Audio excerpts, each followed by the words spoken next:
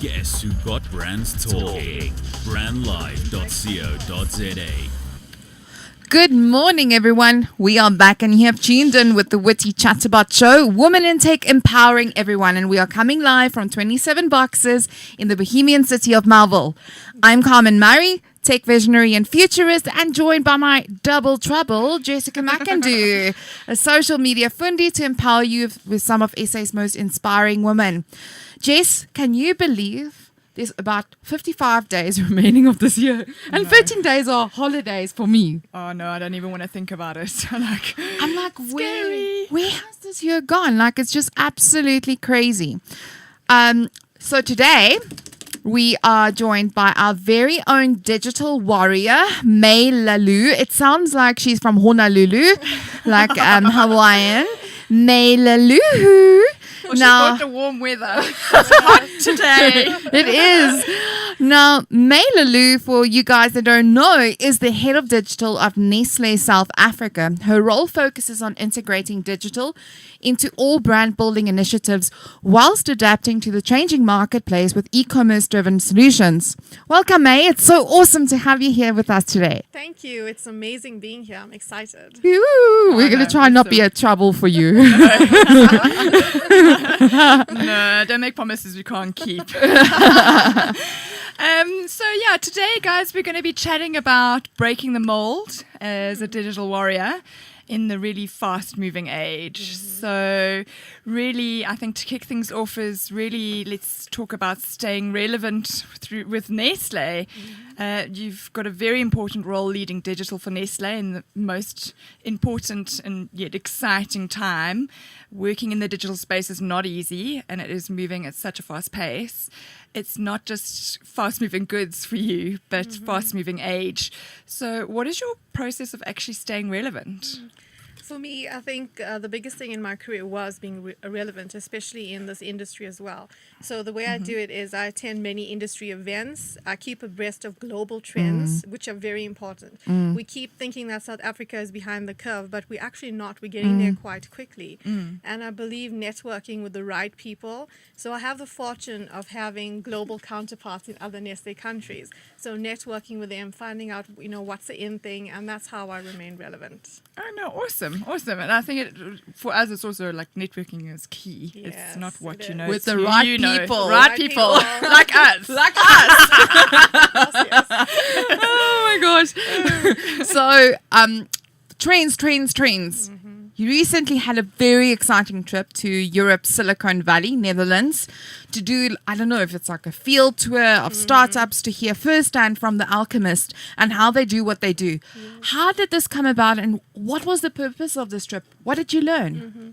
So I was very fortunate to attend this immersion. I was invited by Popeye Media, Nestlé being a client of Popeye Media. Oh, wow. And so it was very exciting. The purpose of the trip was to expose South African digital experts to the trends in technology and the innovation in Amsterdam, being the Silicon Valley of Europe.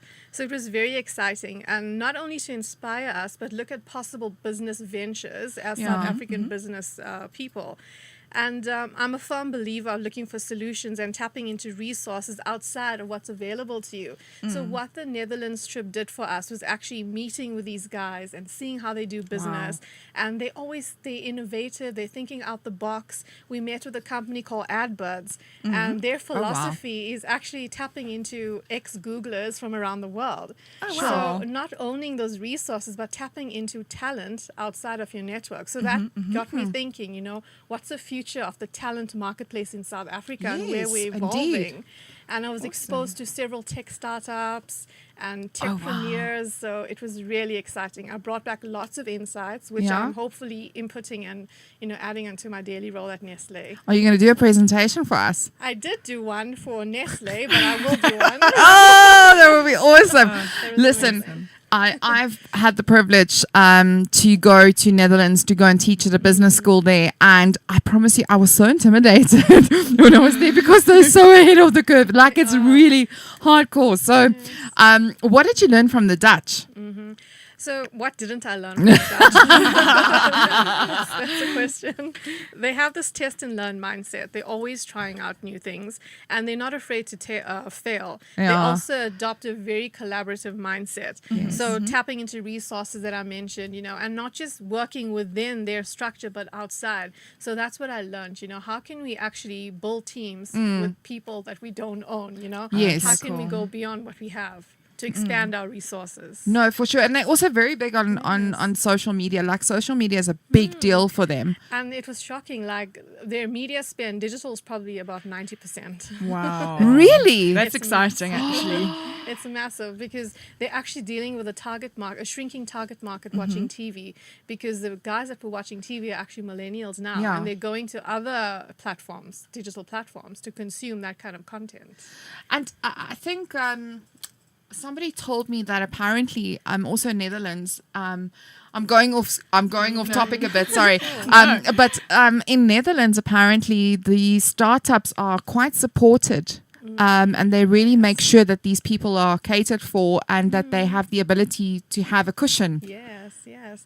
So they have something called like these angel startups that actually fund these tech startups. Wow. So they basically fund their research. So if you have an idea as a startup and you go in, they actually fund your research and how do you launch it to market. Yeah. And there's like stuff where they support you with your tax for 2 years, so you don't need to pay, or it's very reduced, just so you get in there. That's how they believe in actually bringing in the technology and that entrepreneurial kind of thinking in Netherlands. Awesome. So it sounds very like around ideation and Yes. helping that grow, which It is just is. fantastic. It Do you think is.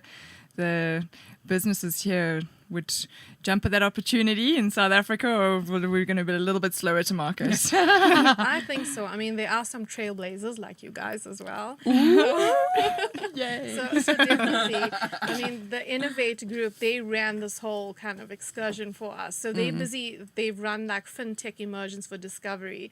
So it's about exposing South Africans to that kind of thinking. So I definitely believe there's an appetite for it. Oh, fantastic. Cool. And I mean, really, if we're having a look, we're seeing a lot of interesting things happening in our market. I know I said about like we're taking a little while to get there, but we are that entrepreneurial mindset.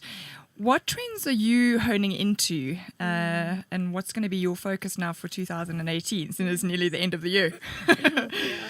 It's scary how the year has I started. know. Yeah. It's insane. So the trends, we're looking at that's coming up is artificial intelligence. That's like the new buzzword for everyone. Yes. And coming out of that is programmatic buying, bots, adaptive content, personalized content, and ad blocking, which is very scary for us. Because as consumers get more informed, they want to actually consume the content they want within their feeds. Correct.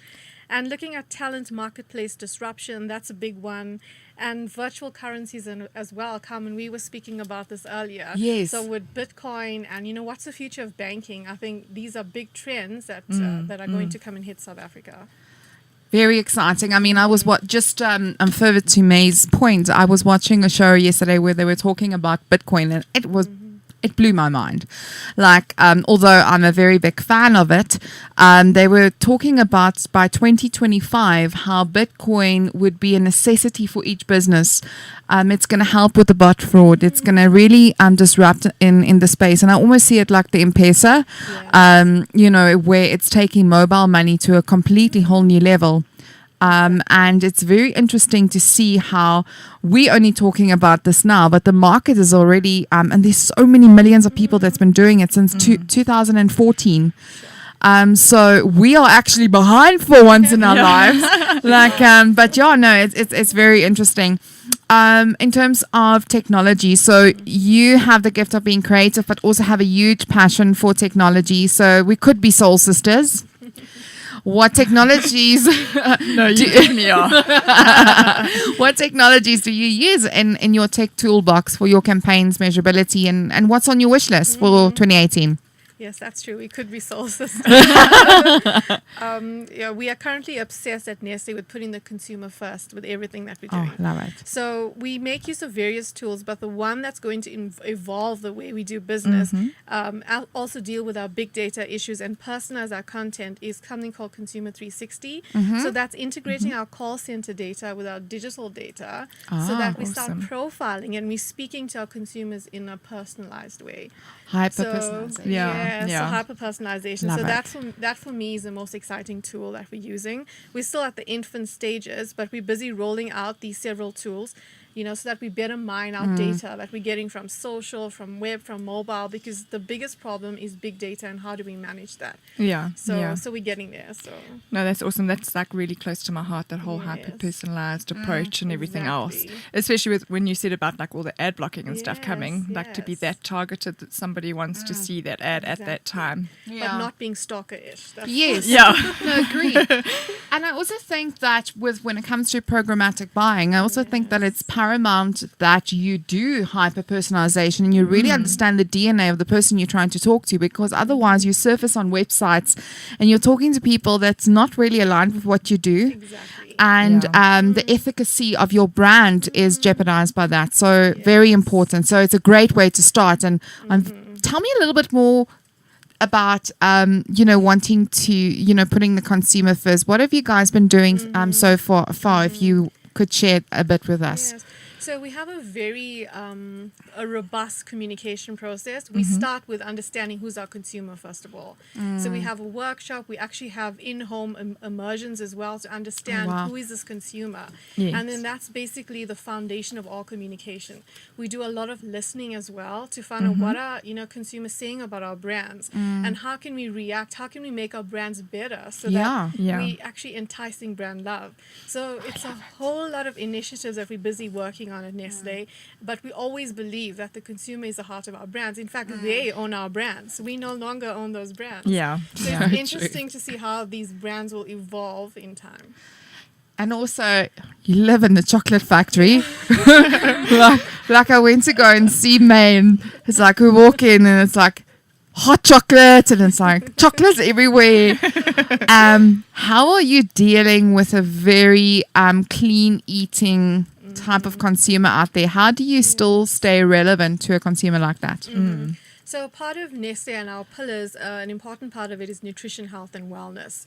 So that's how we bring in wellness to our consumers. So yes, chocolate is there to indulge and enjoy, but we also believe in portion guidance. So you can have your Kit Kat, but the one finger is actually for your portion for the day. So that's the kind of messaging that we're actually educating our consumers with. And all of our brands within our staple, we have the dairy portfolio where we're doing the milks and stuff for kids with fortified ingredients in it. So it's all these things that we're actually equipping our consumers with to make sure that nutrition is part of their lives as much as they enjoy our products that are. Okay, I hear you one finger though, but when I sit with a slab of Nestle, I have to eat the whole thing in one go. I don't even buy the full. I buy like the big, the extra. dark chocolate one. Oh my gosh, it's my obsession. But just another quick question. So, you probably have a huge audience, kids. How do you reach out to parents when you are restricted to communicate to kids? How do you? Because I think it's a challenge for many industries, is that if you have a market that specifically caters for the children, how do you conquer that? Yes. So we follow a marketing to children policy that actually says what we can and cannot do. So certain brands we cannot, although it's like for kids, we rather speak to mom instead.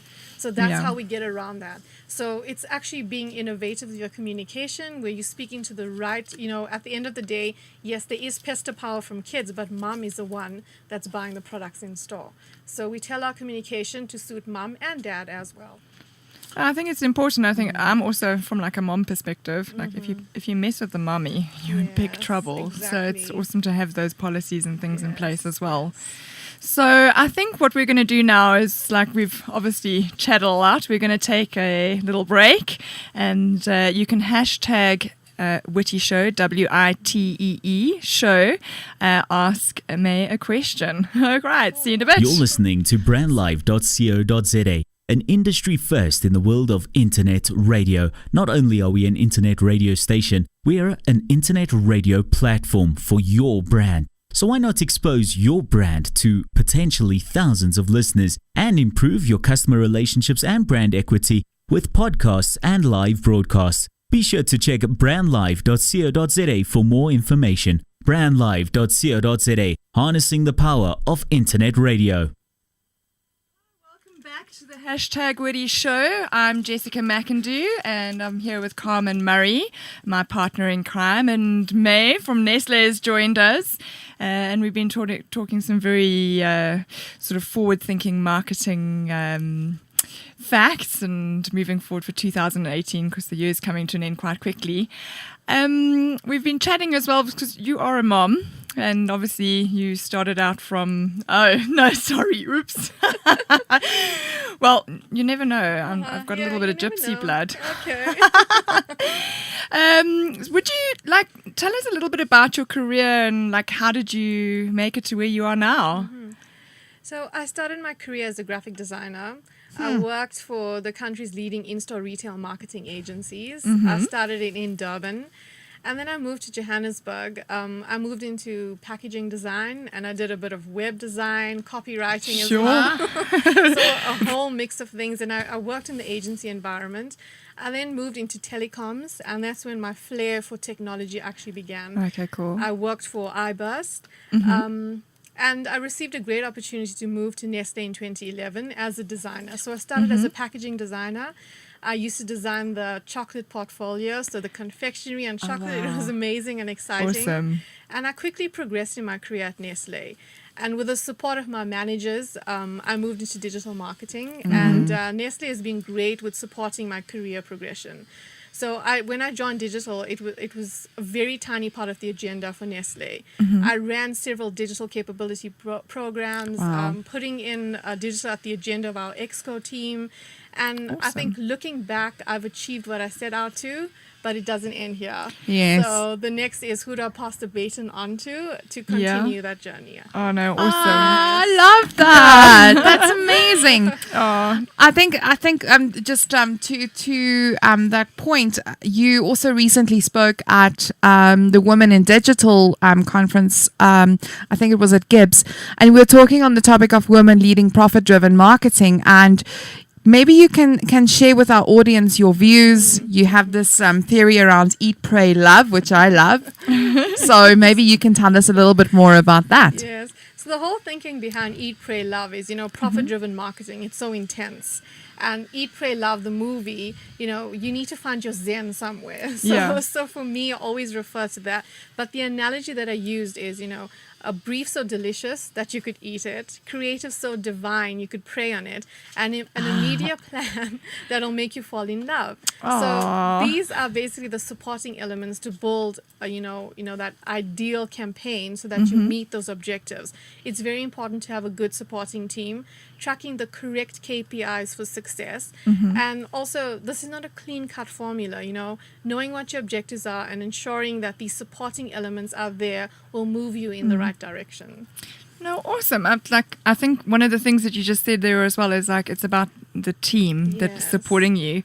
So what is the secret to managing different teams? Because, there's your teams, your agencies, and just aligning them with your vision, but also collaborating to get the best from your team. Yes. So I work with multidisciplinary teams locally and globally as well. And I think it's important to have the picture of success in your mind and sharing that with the rest of the team.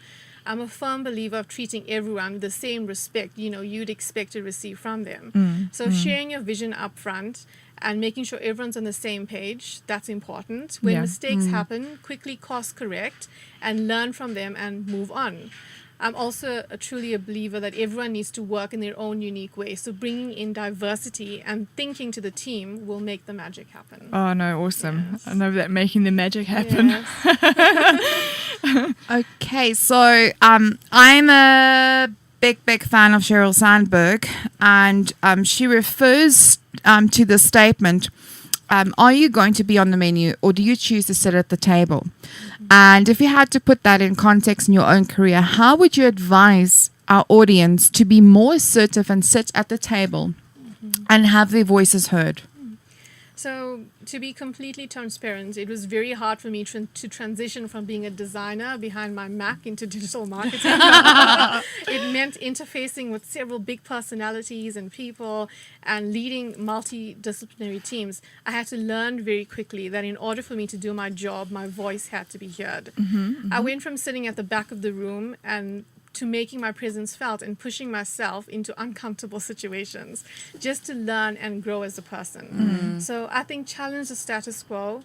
I have been in meetings being the only female in the room and making sure my voice was heard. So it was uncomfortable, but I needed to do that. And I will keep doing it until I'm heard. Yes.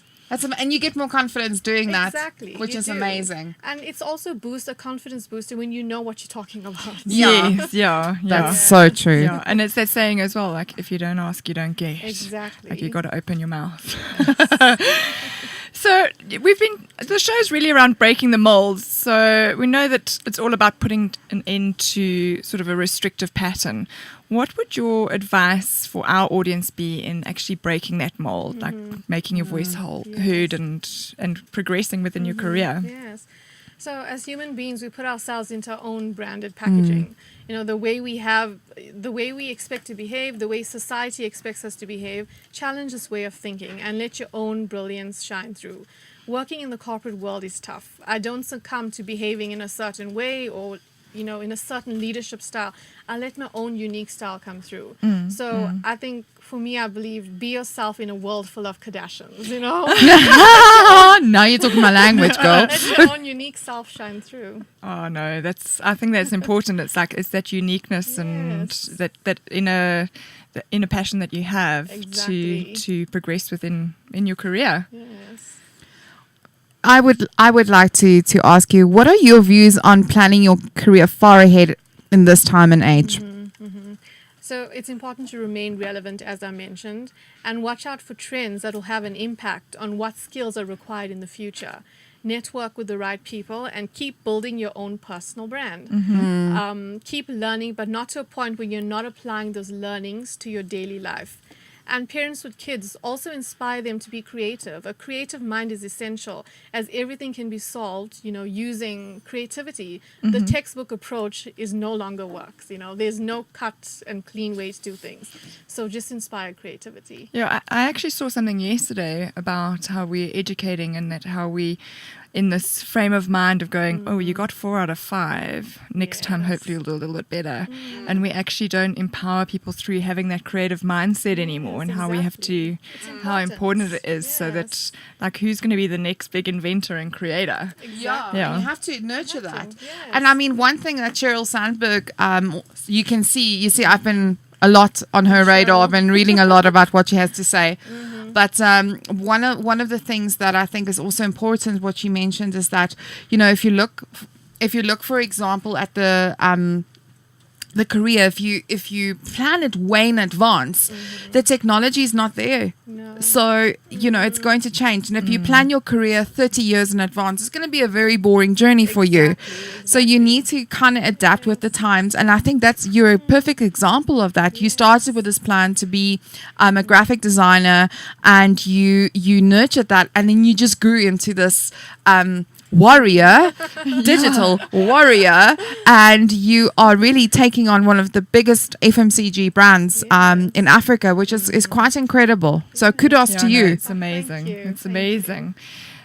So what's next for you? For me. Yes. I'm just going to throw that one in there. Taking over the world? I'd love to do that. I'm the kind of person where I go with the flow, and I believe, if some door's not open for me yet, be patient. It's not the right time. And when that door finally opens, then yes, that's it. So with regards to my career, I'm going with the flow for now, and let's see where it takes me. But passion drives me and my creativity fuels me, so I'll let that lead me for now. Oh, no, Yay. awesome. A vrou na my hart.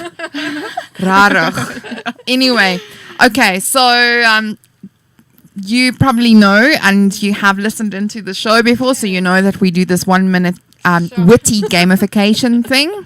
So Jess is going to do that now. We do have a bit of a problem with the ticker today. So I'm going to try it off mobile, but we've got 1 minute. So starting now, go. Okay. Eat, pray, or love. Which Yes. one? I think eat. Which country is your favorite? I love London, the UK. So Europe is just amazing. Oh, awesome. So during your graphic design years, what was the funniest feedback that you had from one of your designs? I think make this JPEG bigger into high res. I was mortified. Oh no. I saw as well someone on one of your recommendations. Oh no, I have to finish this. Says that you stay calm under pressure. When have you not been calm? I think when things are going slowly south, I'm not calm. And some of my team members would know this, where I'm like stressed and don't come near me. And who would you like to live like for a day? If you could be anyone. Oh, wow. 5, 4. No, you can't. 3. You've taken extra time. You're getting extra 15 seconds.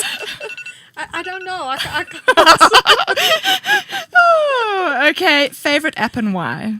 My favorite app, I think WhatsApp, as basic as possible. Just keeping in touch with family, and I've got my brother and sister living abroad, so it really makes communication easy. Yeah. Awesome. Okay. Sorry for stealing time. Okay. It was a long Just question. time, but you at least got 6 questions done there, so very good. Yes. I'm very thrilled. It was so amazing to have you here with us. I think that from my side, I think we've learned quite a bit in terms of, the brave heart that it takes to be out in the industry. Digital is not an easy game. And you really need to be adaptive and all the time. So thank you very much for sharing that journey with us. I really appreciate that. Yeah, and I mean, from me as well, I really love the theory of eat, pray, love. Like, Yeah. I'm going to take that back to the office with me. It was amazing. And it's just, you've really been an inspiration to, and I hope that we've managed to inspire some of the listeners today. Yes, for sure. And we will be sharing the podcast a little bit later, hopefully today or during the course of tomorrow, so that you all can listen in. And please share your comments and any questions that you might have. How can people get hold of you? So my Twitter handle is @maylalu, and you can tweet me or inbox me or whatever. Fantastic. Honolulu. Anyway, guys, it was awesome having you on the show. Please hashtag us on WITEE Show, so WITEE Show. And from us, we'll see you next Tuesday. Send us any questions. And this is Jessica McIndoe signing out with Carmen Murray signing out. Mic drop. Making a bold statement yet blending into the surrounding suburbs of Melville, 27 Boxes is a realization of edgy design and practical implementation. A radical departure from the shopping malls of our generation, yet not a return to the high streets of our youth. 27 Boxes showcases the best of a shopping centre set in a garden, surrounded by the bohemian suburb that is Melville. 27 Boxes, shop, play, eat. Have you ever thought about the power of social media? Social media has the power to make your business grow. Grow! Yeah. Why don't you let us manage your social media? Because our business is to see your business grow. Visit us at www.beastownmedia.co.za.